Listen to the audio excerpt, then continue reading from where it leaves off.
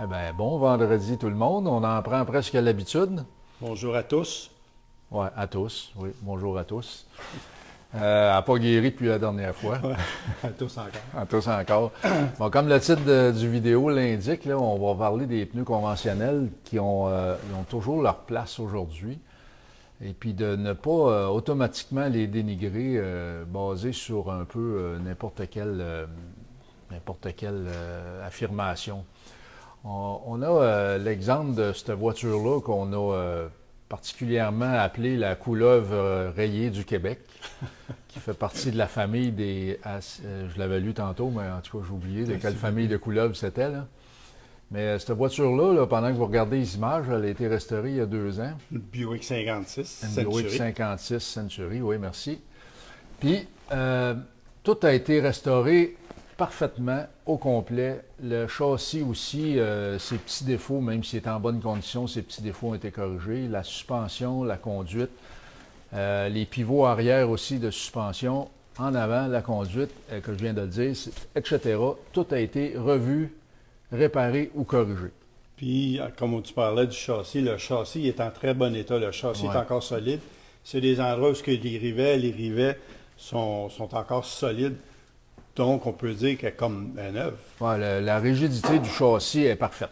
Elle est comme elle était en 56. Ça, là-dessus, il n'y a pas de problème avec ça.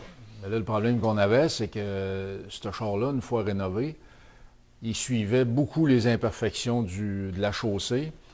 Puis on avait un autre véhicule comparable à l'atelier qui, lui, ne le faisait pas, puis il était équipé de pneus conventionnels en nylon. Il allait très, très bien aussi. Neuf, oui. Là, cette voiture-là avait des pneus d'au-delà de 20 ans, qui étaient quand même pas très usés. On va les montrer tantôt, là, on en a gardé un. C'était un Bridgestone, puis la voiture n'allait pas très bien avec le Bridgestone. Puis si on regarde... Pas très bien dans le sens qu'il faisait à couleuvre. Il couleuvre. Il faisait à couleuvre. Couroyait, il fallait tout le temps corriger le volant. C'est ça. Là, on a... C'est une direction assistée en passant. Oui. Là, on avait des Bridgestone Silvertown, vieux de 20 ans et plus. Bien, on a réglé le problème de comportement mauvais sur la route en y mettant des Bridgestone Silvertown. Oui, on a la même chose. La même chose. Mais il faut aussi mentionner qu'on a eu une réflexion, on s'est fait une réflexion quand la décision a été prise de changer les pneus. Est-ce qu'on modernise? Est-ce qu'on prend une solution moderne à notre problème de couleuvre? Ouais. En disant, on va-tu mettre des pneus radio qui sont supposément meilleurs? En fin de compte, la décision a été prise de ne pas faire ça. Bien, il y avait 2 raisons pourquoi on ne l'a pas fait. C'est parce que, d'un, le client ne le voulait pas. Deuxième des choses aussi, en supposant que le client aurait voulu avoir des pneus radio, on aurait piqué une petite jasette avec lui parce que l'autre véhicule comparable, on est passé des pneus radio aux pneus conventionnels, puis la voiture allait beaucoup mieux. Qu'est-ce qui faisait la différence? C'était pas nécessairement en ligne droite, quoique un peu, mais c'était surtout quand on faisait les manœuvres. Courbe, réaction au vent, des fois, quand on changeait de voie sur l'autoroute, on était constamment en train de corriger. C'était pas dangereux, mais c'était déplaisant. Le radial va avoir un flanc plus mou, il est construit comme ça, puis c'est bien correct comme ça. Là. On ne dénigre pas le pneu radial, mais le pneu radial est conçu comme ça, puis on s'est rendu compte qu'avec l'autre voiture, quand on poussait sur le côté arrière de l'auto, la voiture se secouait bien facilement là, dans le garage, là, sans rien faire, avec la bonne pression. La voiture bougeait beaucoup. Puis si on la lançait un peu, on faisait 1 pouce et demi chaque côté, donc ça pouvait se rendre jusqu'à 3 pouces. Mais si on veut aller en ligne droite et qu'on ne veut pas corriger un volant, on y va par la logique. On ne veut pas que le derrière bouge de 2-3 pouces, dépendamment des éléments. Le pneu en nylon a une carcasse plus rigide. Le flanc est plus rigide que le pneu radial, donc il résiste beaucoup mieux au flex.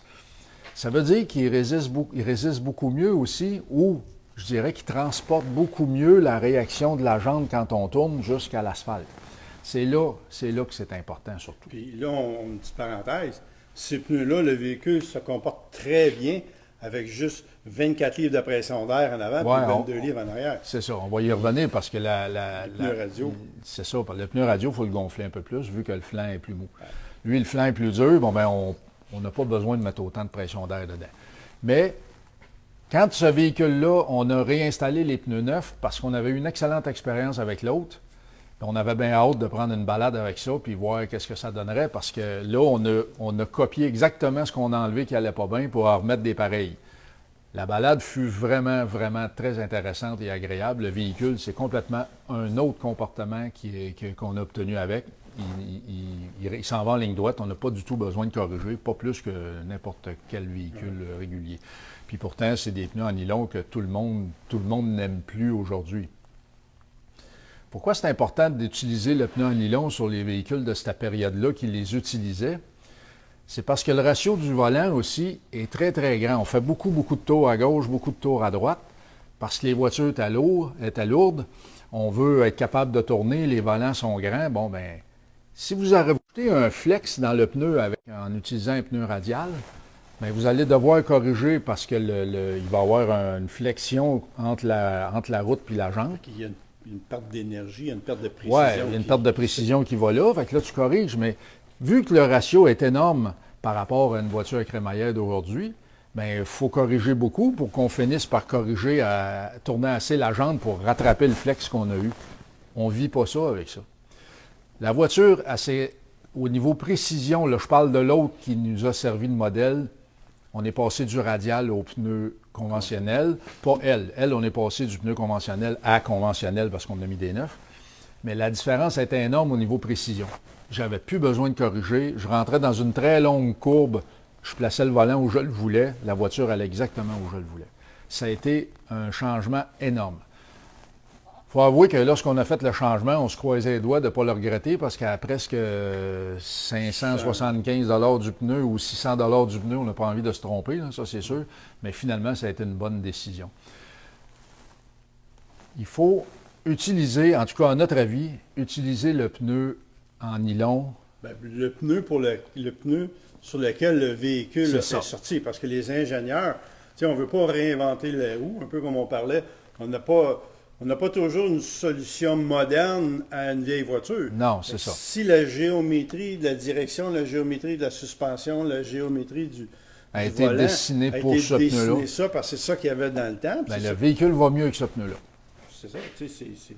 Puis vraiment, là, la différence est majeure. Entre l'autre véhicule qui nous a servi de test, puis lui, par rapport à un vieux pneu. Puis là, on va vous le montrer, le vieux pneu, il n'était pas si usé que ça. Il est en Camaro, là. C'est exactement la même chose. Il n'y a pas de différence, le même numéro, même modèle, etc. Si on regarde la semelle, elle est encore plutôt belle. OK, c'est un vieux pneu, on est au courant, mais il reste que ce pneu-là n'a probablement plus ses propriétés de flexibilité. C'est ça. Ce vieux pneu-là a flanc, perdu ses propriétés de flexion juste assez. C'est un peu comme si on dirait qu'il est plus usé. L'interne du pneu est plus usé que le visuel. Je ne sais pas si ouais, à dire. Là. Ouais. En fait, ce pneu-là a durci avec le temps. Puis comme il a perdu un petit peu ou beaucoup de son flex, bien évidemment, là, il n'absorbe plus rien, que ça a des inégalités de la route, et puis il les transmet directement au véhicule. Ce que le pneu neuf, maintenant, a choisi de ne pas faire. Par contre, comme vous avez vu un peu au début du vidéo, là, il n'y a rien qui fait défaut dans ce véhicule-là au niveau géométrie, châssis, tout est bien boulonné, la carrosserie est bien boulonnée aussi. Il faut absolument, pour obtenir le rendement maximum de ces pneus-là, il faut absolument que toute la géométrie de suspension, de direction soit en parfaite condition, mais il ne faut pas oublier l'essieu en arrière aussi, parce que s'il y a du jeu dans l'essieu en arrière, vous allez corriger en avant pensant que le problème vient d'en avant, mais il ne vient pas de là. Oui, c'est ça. Et le derrière va bouger, fait qu'on va corriger en avant. C'est logique. C'est sûr que c'est tout le temps plus facile de blâmer les pneus, mais bref. Puis des fois, ça coûte moins cher de mettre des pneus radio que de réparer tout ce qui fait défaut en dessous. Tu sais, les pneus radio d'aujourd'hui, on peut en trouver à 125 $ chacun pour mettre là-dessus. Là. Ça fait que ça ne fait pas trop cher. Le char va aller mieux. Il va être smooth. Il va avoir donner une belle ride, mais là, il va devenir un peu plus flou. Ça va moins suivre le chemin. Mais c'est sûr que là, avec l'expérience qu'on vient d'avoir avec lui, un vieux pneu conventionnel fatigué, on va l'appeler de même, puis un flambant neuf, mais ça fait déjà toute la différence du monde. J'ai oublié de demander nos 800 000 auditeurs s'ils étaient en ligne avant qu'on commence. On ne s'est pas rendu. On ne s'est pas rendu encore. OK. Bon, on baisse nos standards. Là. On va continuer, mais mettons à 600 000, Le prochain coup, on vérifie avant de Trop commencer. de bonheur matin. Ah, c'est ça. Y a-tu des questions? Non. OK, ça marche. On finit de même? C'est vendredi? Oui, dans le fond, c'est de dire que on vient tout le temps dire le garage, si on garde ça le plus original possible. Et Puis ça donne des bons résultats. on a fait une expérience ici en restant dans l'original. On a fait confiance à comment ça a été dessiné dans ces années-là. Puis on Ouais. est retourné à ça. Puis Il était bon, on est les, très satisfait. les ingénieurs du temps étaient quand même plutôt bons avec pas d'ordinateur. Ouais, c'est ça. Bon, ben salutations tout le monde.